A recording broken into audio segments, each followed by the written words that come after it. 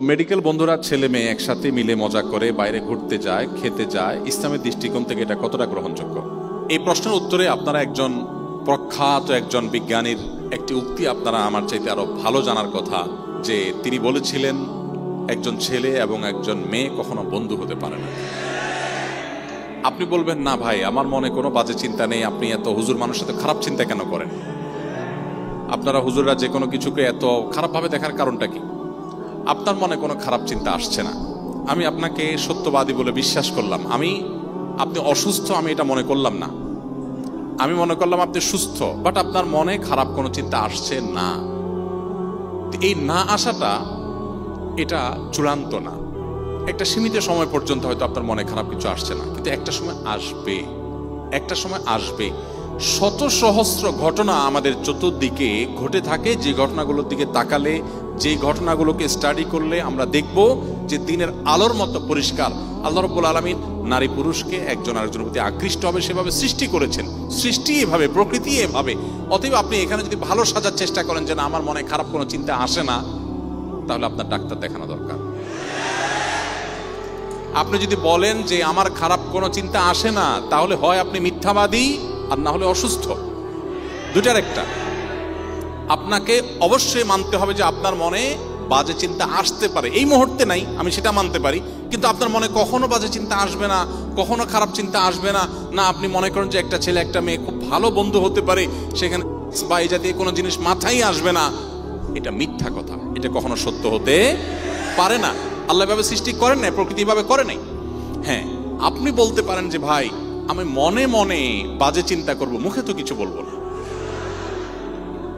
মনে রাখবেন, এখানেই ইসলামী শরিয়ার সৌন্দর্য প্রকাশ হয়। গোটা পৃথিবীর সমস্ত সভ্যতা এবং সকল সমাজ বলবে একজন নারী, তার প্রতি তুমি অন্যায়ভাবে হাত বাড়াবে, তুমি অবশ্যই অপরাধী, তোমাকে বিচার করতে হবে, তুমি লম্পট, তুমি চরিত্রহীন, 100 বার বলবে। পৃথিবীর কোন সভ্যতা আপনাকে বলবে না একজন নারী তার সৌন্দর্য দেখে তাকে মনে মনে আপনি করছেন, আপনি মনে মনে করছেন, মনে মনে তাকে নিয়ে নোংরা চিন্তা করছেন, মনে মনে আপনি তার সাথে ব্যভিচারে লিপ্ত হয়েছেন। পৃথিবীর কোন সভ্যতা, কোন সমাজ বলবেন আপনি খারাপ মানুষ, বলবে তুমি আস্ত একটা ফেরেশতা, তুমি তো কারোর দিকে হাত বাড়াও নাই। কিন্তু ইসলাম আমাদের এই সভ্যতার চাইতে আরো এক ধাপ এগিয়ে। ইসলামী শরিয়া বলে আপনি কারোর কোন নারীর প্রতি অবিচার করেছেন, তার চরিত্র হনন করবার অপচেষ্টায় লিপ্ত হয়েছেন, আপনি জেনাকারী, আপনি পাপিষ্ট, আপনি ব্যভিচারী, আপনি অপরাধী। সাথে সাথে আরো এক ধাপ এগিয়ে আপনি কোন নারীর সৌন্দর্য দেখে মনে মনে জল্পনার জগতে, কল্পনার জগতে তাকে করেছেন, তাকে নিয়ে আপনি বাজে নোংরা চিন্তা করেছেন।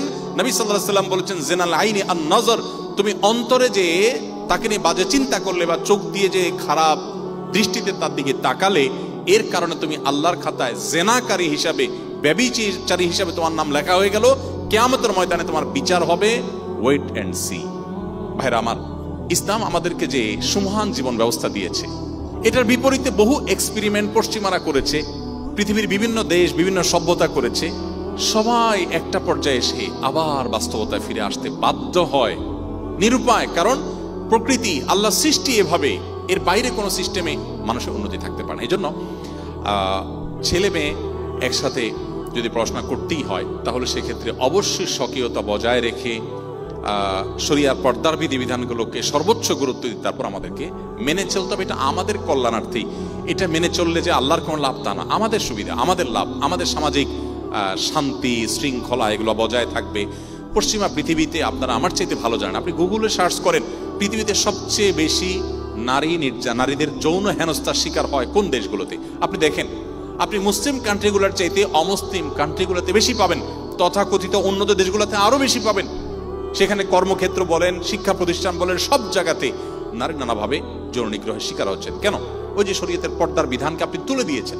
গোটা পৃথিবীর সমস্ত সভ্যতা বলবে বিজ্ঞাপনে, বিলবোর্ডের নামে, নাটক সিনেমার নামে, পত্রিকার সংবাদের নামে, বিভিন্ন নামে নারীকে উন্মুক্তভাবে প্রদর্শন করা হবে।